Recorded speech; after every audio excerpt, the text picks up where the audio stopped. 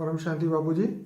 बाबूजी, आज हमें आपको ब्रह्म ज्ञान के बारे में बताएं कि ब्रह्म ज्ञान की वैल्यू क्या है और ब्रह्म ज्ञान की इम्पोर्टेंस पुराने समय से इतनी मानी जाती है कि हर साधु संत महात्मा जो थे हजारों साल तक तप करते थे और ब्रह्म ज्ञान की प्राप्ति के लिए उन्होंने पूरा जीवन लगाया।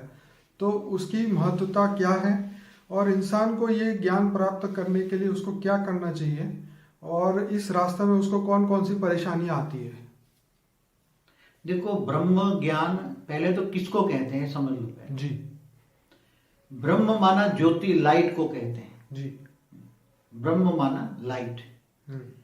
जैसे ज्योतिर्लिंग कहते हैं ना, इसका यादगार हमारे ब्रह्मांड में, हमारे भक्ति मार्ग में ज्योतिर्लिंग को यादगार मानते हैं पूजा करने के लिए। ब्रह्म माना लाइट, ब्रह्म माना प्रकाश, परम प्रकाश। तो वो परम प्रकाश क्या चीज है जी। तो ब्रह्म को पाने के लिए एक तो निर्गुण ब्रह्म की उपासना भी करते हैं जी। निर्गुण ब्रह्म माना निराकार, ब्रह्म माना निराकार लाइट, जैसे गॉड इज लाइट। जैसे दूसरे धर्म वाले भी मानते हैं ना, गॉड इज लाइट, सारे जहां का नूर। मुसलमान भी कहते हैं नूर माना लाइट, सारे जहां का नूर। तो हमारे शास्त्रों में पहले से ही निर्गुण ब्रह्म की उपासना करने वाले निराकार को मानते हैं। और सगुण ब्रह्म माना जैसे ब्रह्म के अवतार है। तो ब्रह्म के अवतार क्या है? जैसे इन्होंने ज्योतिर्लिंग को शिवलिंग कह दिया, ज्योतिर्लिंग को फिर शिवलिंग कह दिया, ऐसी तरह इस ब्रह्मांड के ब्रह्म को इन्होंने शिव कह दिया। शिव माना ब्रह्म। शिव की निराकारी उपासना करते हैं और शिव की सगुण ब्रह्म की उपासना करते हैं, साकारी अवतारों की पूजा करते हैं। जैसे सगुण ब्रह्म माना, साकारी अवतार माना मनुष्य अवतार में जब ब्रह्म के अवतार होते हैं, ब्रह्म माना शिव, इन्होंने शिव कह दिया ज्योतिर्लिंग। तो फिर बाद में क्या है, ज्योतिर्लिंग में जहां 12 साक्षात्कार हुआ शंकर की उपासना माना साकार उपासना। तो ज्योतिर्लिंग की जगह शिवलिंग हो गया। शिवलिंग में 12 जगह जो ज्योतिर्लिंग हुआ, जहाँ शंकर के साक्षात्कार हुए, भगवान शंकर ने जहां जहां भी साक्षात्कार कराया वो 12 ज्योतिर्लिंग की उपासना करते हैं। अब निर्गुण ब्रह्म माना निराकार शिव, जो परम धाम में रहता है, परम प्रकाश स्वरूप है। अलग अलग लोगों ने उसको लाइट भी कहा, नूर भी कहा।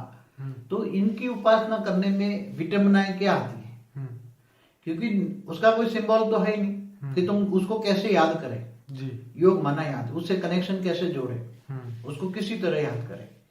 इन्होंने इसलिए ज्योतिर्लिंग बनाया।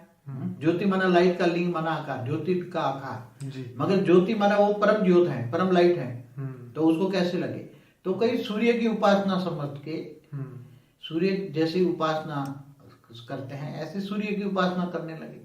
तो अंत में ब्रह्म की उपासना एक सूर्य की उपासना हो गई। आजकल क्या है, सूर्य की उपासना हो गई, ब्रह्म की उपासना माना सूर्य की उपासना हो गई। मगर ब्रह्म ज्ञान से भी आगे बहुत है। ब्रह्म के कई प्रकार है, जिसको अविनाशी ब्रह्म भी कहते हैं। अब अविनाशी ब्रह्म कौन है? जैसे ब्रह्मांड का शिव है, तो ऐसे महाब्रह्मांड का महाशिव जो है महाब्रह्म है। महाब्रह्मांड का महाशिव को महाब्रह्म कहेंगे। तो महाब्रह्म ने सोचा मैं एक से अनंत हो जाऊं, तो ब्रह्म पैदा हो गए। तो ऐसी तरह परम महाशिव जो यूनिवर्स का मालिक है, परम महाब्रह्म भी है। फिर भी ये सभी विनाशी ब्रह्म है। क्या है? अविनाशी ब्रह्म नहीं है, क्योंकि शिव, ये ब्रह्मांड का विनाश होता है। महाशिव महाकाल बन के अनंत कोटि ब्रह्मांडों को विनाश कर देता है। तब ये ब्रह्मांड का शिव भी जीव बन जाता है। ऐसी तरह जब यूनिवर्स परम महाब्रह्म भी, जब महाब्रह्म को भी वो विनाश कर देता है, इसलिए अविनाशी ब्रह्म की उपासना करते हैं। अविनाशी ब्रह्म क्या है? जैसे अभी साइंस वाले प्रूफ दे रहे हैं कि जैसे ब्रह्मांड, महाब्रह्मांड माना गैलेक्सी माना महाशिव, परम महाब्रह्मांड माना यूनिवर्स, ऐसे ग्रेट यूनिवर्स, मल्टीपल यूनिवर्स। तो अविनाशी ब्रह्म, इनको ऑलमाइटी अथॉरिटी कहेंगे, जो निराकार है, जिनका रूप रंग आकार निराकार है।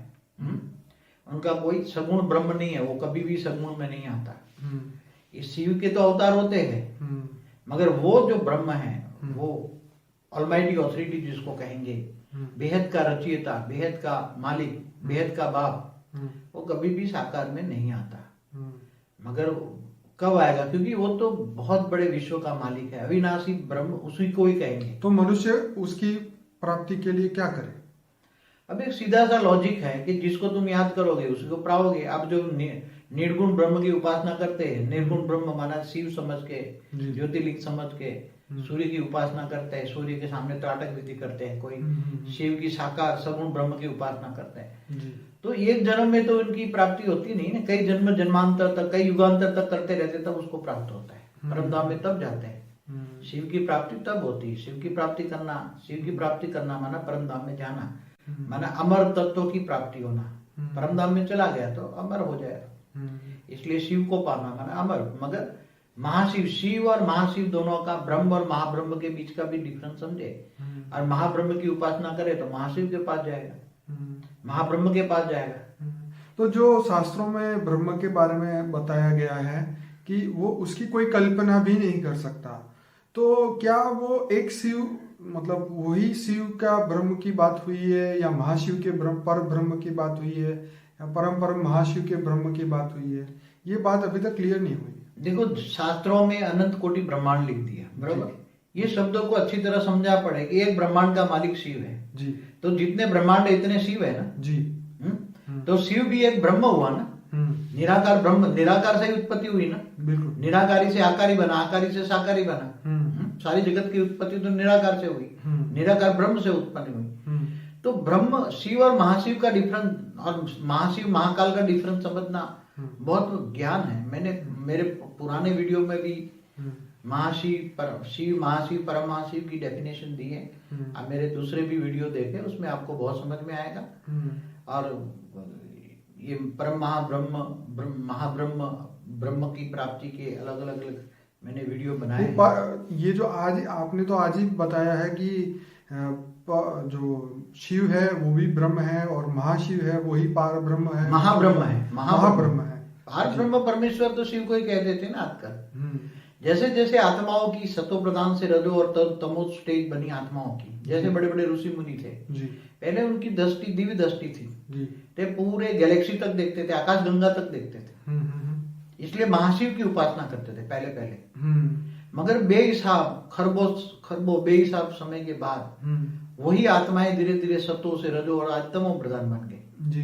तो उनकी दृष्टि में, दिव्य दृष्टि में कमजोरी आ गई, इसलिए उन्होंने फिर महाशिव से शिव कह दिया, माना आकाश गंगा का मालिक। शिव से सीधे शंकर पे आ गए, और शिव से फिर शंकर पे आ गए, सगुण ब्रह्म की अवतारों की उपासना करने लगे। और अवतारों की जैसे फिर देवताओं की पूजा स्टार्ट, फिर देवी देवताओं की पूजा, महादेव कहने लगे ना, महादेव है, देवादिदेव महादेव है, देवताओं में सर्वश्रेष्ठ, देवताओं का, तीनों लोक का, भूलोक भूपुरलोक स्वलोक का मालिक, तिनको महादेव कहते हैं। तो इसलिए धीरे धीरे आत्मा की जैसे जैसे डाउनफॉल हुई, आत्मा सत्तो से रजो, रजो से तमो बनती गई, ऐसी तरह आत्मा की स्टेट डाउन हुई, ऐसी तरह ज्ञान भी डाउन हो गया। इसलिए शास्त्रों में भी बहुत शब्द एडिशन ऑल्ट्रेशन होता गया, इसलिए पार ब्रह्म परमेश्वर शिव को ही कह दिया, महाशिव की जगह शिव आ गया। कई जगह तो मैंने एक पढ़ा है, जैसे हमारा गुजराती में जो नरसिंह मेहता हुआ जूनागढ़ में, उन्होंने क्या कहा, श्री हरि को पर ब्रह्म परमेश्वर कह दिया। अखिल ब्रह्मांड माँ एक तू श्री हरे जुज वे रूपे अनंत भाषे, वेद माँ वेद तू तत्व माँ तत्व तू। फिर अंत में बोल दिया, ब्रह्मांड में ब्रह्म तू लटका करे, लटका करना मतलब उसका मतलब सर्जन करता है। वैसे तो बाबूजी अगर ब्रह्म की बात, अगर गुजराती में उसका मीनिंग निकाले तो एक हुई कल्पना, ब्रह्म मतलब कल्पना नहीं, ब्रह्म और ब्रह्म शब्द में बहुत बड़ी डिफरेंस है। ब्रह्म फैलाया जा रहा है, ब्रह्म माना माया। माया, यस।